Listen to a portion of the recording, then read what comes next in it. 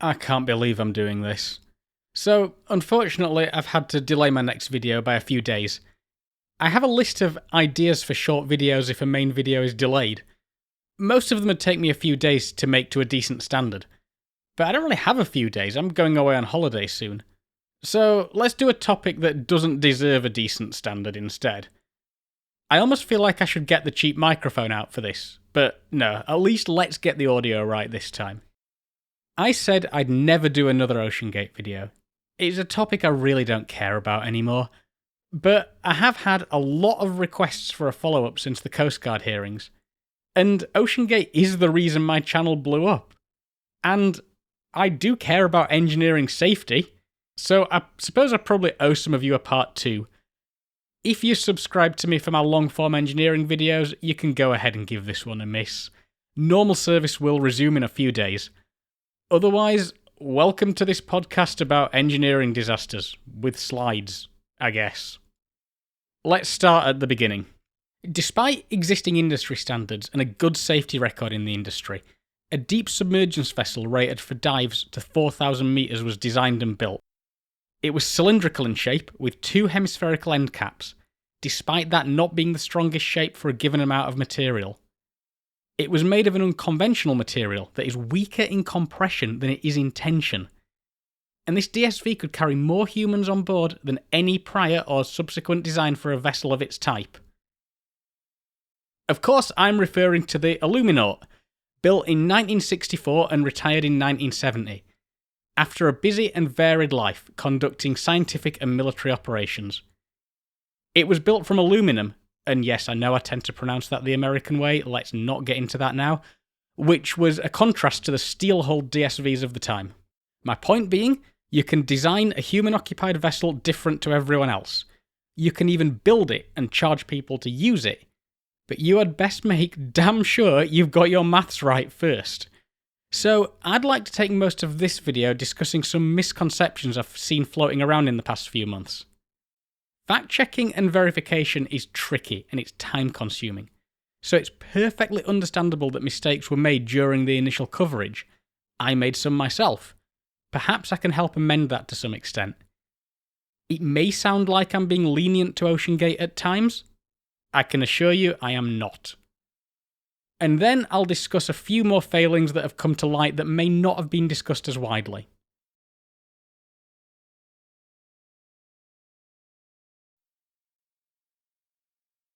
Carbon fibre can't be used in compression. How many times have you heard that since the incident? It is not true. Aircraft wings are probably the most famous example. When sitting stationary, the top of the wing root is in tension and the bottom is in compression. This cycles during repeated flights, so carbon fibre aircraft components are also subject to fatigue. Carbon fibre composite generally fails in tension at a higher stress than it does in compression. But guess what else does? Steel and titanium. Just because something's stronger in tension doesn't mean it is outright weak in compression. I absolutely refuse to speculate on the exact failure mechanism of Titan's hull. And quite frankly, I don't think it really matters since there were so many poor decisions made during the construction and operation. Any of them could have caused a failure. But it didn't fail because it wasn't strong enough when built. It almost certainly did fail due to a degradation of the material or the interfaces between materials. Now, you may be asking, how can woven fibres carry a compressive load? I've seen it claimed that they would act like strands of cooked spaghetti and not carry any compressive load at all. I've even read accounts claiming the entirety of the compressive strength came from the epoxy matrix which bound the fibres together. This is not true. Let's stick with the spaghetti analogy. When you suck a piece of spaghetti into your mouth, what is actually happening? You create an area of low pressure in your mouth, and atmospheric pressure pushes on the end of the spaghetti to force it into your mouth. But why doesn't it buckle with all that force pushing on the end? Well, that's because the atmosphere is also pushing in on all the sides, holding it in place, if you will. You can think of the strands of carbon-carbon in Titan's hull as behaving in a similar manner, held in place by the epoxy matrix. While we're on that topic, it's been floated around that the carbon fibre was expired stock purchased from Boeing. I can find absolutely zero evidence of that being the case. Did Rush just make that up to show off how cheap he could build a vessel for? I have no idea. If you have any evidence, feel free to post it in the comments.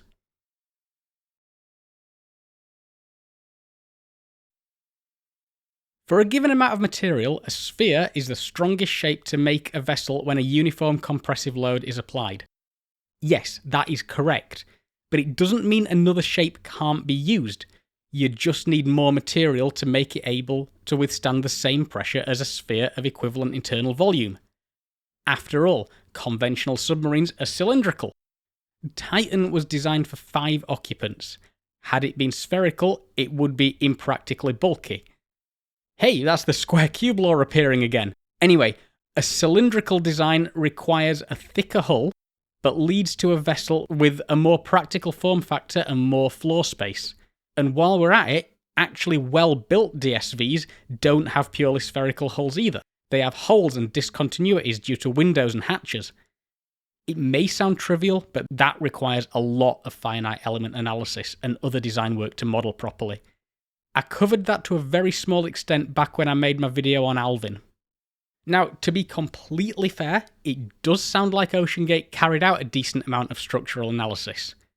Not remotely enough non-destructive and destructive testing, and yes, that is necessary to validate models, but they may have actually put a fair amount of work into their hull design.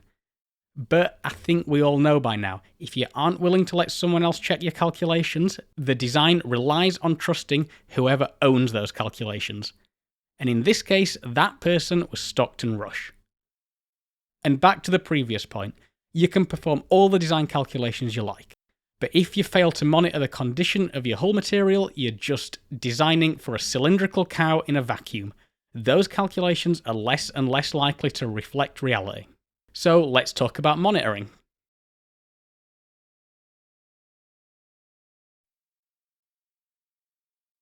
I heard about the fabled early warning system almost immediately on hearing of the incident. I was immediately dismissive of it, but I do think it may have had a valid purpose. In theory. Of course, it was not effectively used for that purpose, but let's recap how composite materials can fail under stress. This is a representative plot of a submersible depth along with the stress that the hull is subject to at that depth. I've added some assumptions on screen. For a steel hull, the deeper we dive, the higher the stress, and the two are linearly related. We need to ensure we do not exceed the design stress as shown by this line.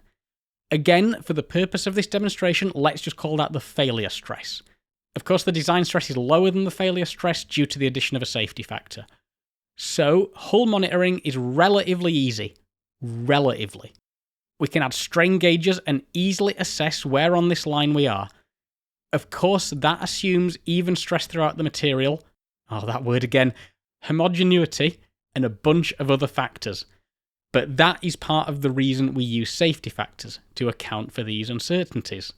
Composite materials like carbon fibre composite are much more fun to try and assess. All of the strands of carbon-carbon are not of equal strength. They have a failure stress distribution. On average, they fail here on the plot though, but some of them will fail below the design stress. I'm exaggerating the effect here, but when a single strand fails, it decreases the number of strands to share the applied stress between, so the stress in every strand marginally increases. But as we dive deeper, that higher stress may cause more strands to fail. What we need to avoid is getting to a point where the failure runs away, causing the material to fail globally. The point being, this is a more active, higher order failure mechanism, if you will, than steel, and can potentially be even worse in some composites.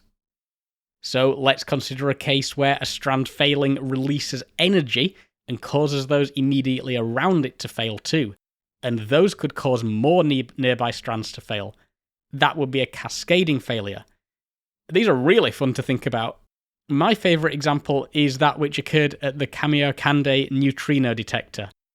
I'll let you look that one up in your own time. Oh, and by the way, cascade failures can occur on a curve too.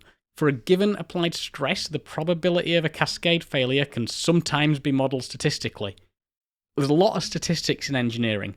For anyone wondering how and why I left engineering to go into data science, that's partially the answer. Now, there are two overall points here. First, for a given hull, to know where we sit on the spectrum from graph 1 to graph 3 requires extensive experimentation and testing.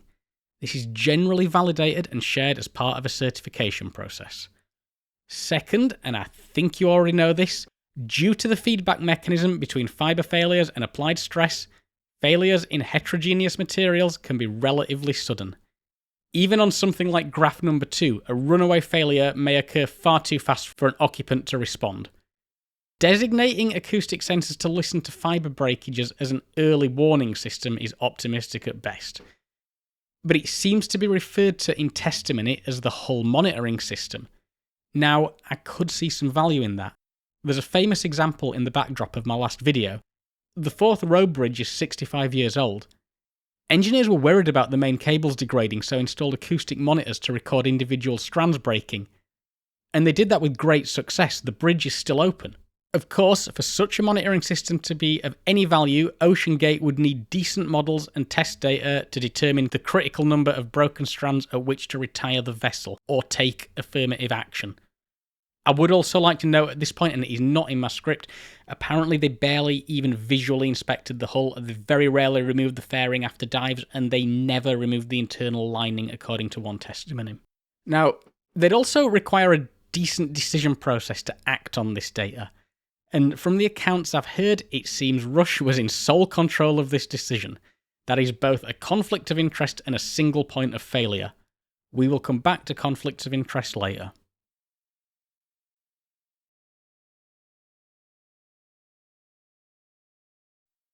Okay, I'll be quick with this one. The Titan used scrap metal as ballast. Rush was proud to show off the cost savings of using bits of old pipe as drop weights. And some of the weights were dropped using an incredibly crude method of physically rocking back and forth to tip the vessel on its side, so the pipes fell off a shelf, allowing it to ascend. This may surprise you, but in principle I don't really have an issue with this. Every DSV I've had any interaction with uses scrap metal as ballast. It's just that, ballast, to be left on the seabed. Sure, it's probably cut to standardised sized blocks, but it is scrap metal nonetheless. Titan had multiple redundancies for dropping ballast, and it used the simplest and therefore least failure-prone method of dropping the ballast practically possible. But I think Rush was somewhat blinkered by this. He stated in multiple interviews that he had a huge focus on ensuring the drop weights could always be jettisoned. I do wonder whether he neglected other factors as a result of the reassurance of knowing the vessel could, in theory, ascend at any point. Also, according to some of the testimonies, it doesn't sound quite as well executed as I made out there. They had to jettison the mainframe on at least one occasion due to the weight not dropping, for example.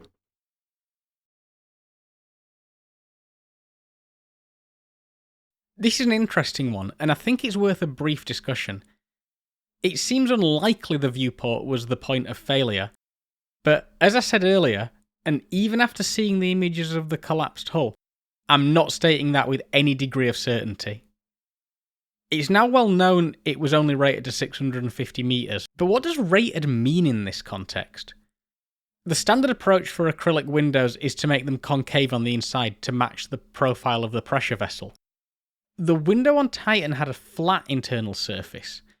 I believe this was to reduce visual distortion, but I can't confirm that without additional research. Now, given its thickness of about 18 centimetres, this would probably be fine for 4,000 metres depth had it followed the existing convention of having a curved interior. But that flat inner surface actually added additional material, so surely this just made it stronger. How sure are you about that? Again, without extensive modelling and testing, we can't be sure.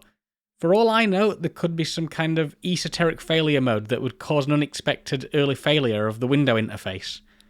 This is probably unlikely, but probably unlikely isn't really good enough. The most famous similar example I can think of would be the Hyatt Regency walkway collapse, where a seemingly inconsequential change to some fixtures resulted in 114 deaths.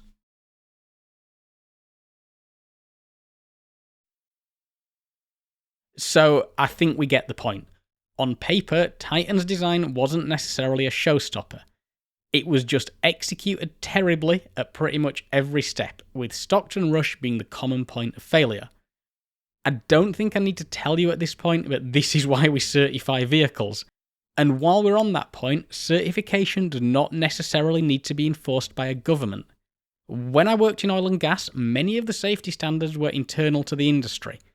Of course, in most cases, a major safety incident would result in the company breaking various laws anyway, but self-governing industries are possible and indeed can be quite common in some countries. Sometimes the government can be the regulator of last resort, if you like, but certification does not necessarily mean regulation, and regulation does not necessarily mean government. So please do not try to decipher any of my personal political views from any of this video or any of my other videos. Not that my views are particularly interesting or relevant anyway. To take a step back from that, there is a problem with certification for deep submergence vehicles. It's extremely expensive. For something like the Titan, it would have taken years, and I'm not even sure what the cost would be. This almost gatekeeps the deep sea to government and research agencies. I don't have a solution to this problem. Proper design and execution is expensive. The deep sea is not particularly accessible. Some of you may think this is a good thing. Either way, it's a tricky problem without any individual body to really blame. Here's a procedure I really disliked on hearing it. Oceangate had a no refund policy. If you sailed out there, decided you weren't happy with the operation, you were $250,000 out of pocket. Rush on camera stated that anyone could stop the dive at any point, but that's a little more difficult to do if you personally have $250,000 personally invested in it. Back when I worked offshore, which admittedly wasn't for very long, I hated it, companies operating out there had put decades of effort into removing this conflict of interest. There were no cash bonuses for finishing jobs quickly. There were no cash bonuses for finishing jobs with no safety incidents, because that would cause workers to potentially hide incidents. Anyone on site could stop a job with immediate effect, and it was actively encouraged. Yes, as an engineer, it could be frustrating sometimes, but that was part of the job. Rush said his passengers could do the same, and he even flaunted his 3 strikes rule, which, by the way, is a completely outdated approach that used to be quite common in scuba diving. It's open to ambiguity and nobody uses it anymore. But yes, Rush managed to place a financial conflict of interest not just on himself, but also directly onto his paying passengers. And speaking of passengers, if there's one thing that irritated me about the whole saga, it's referring to them as mission specialists. Many speculate this was some kind of legal Hail Mary. I don't know, I don't really care. But I suspect it's more to do with selling the experience. I imagine many of those willing to cough up $250,000 for an experience don't want to be referred to as a mere tourist or a passenger. They want to feel like an active participant. So take part in some token training and play scientist for a day. I think this is an insult to those who study, get PhDs, and work for years, often on frankly pathetic salaries, to study oceans. I used to work with some of those people in my last job. I quit due to the low salary. I have nothing but respect for oceanographers, marine biologists, and anyone else who dedicates so much of their time to studying our natural environment. Oh, and by the way, I feel exactly the same about Blue Origin and Virgin Galactic calling their passengers astronauts. Ugh.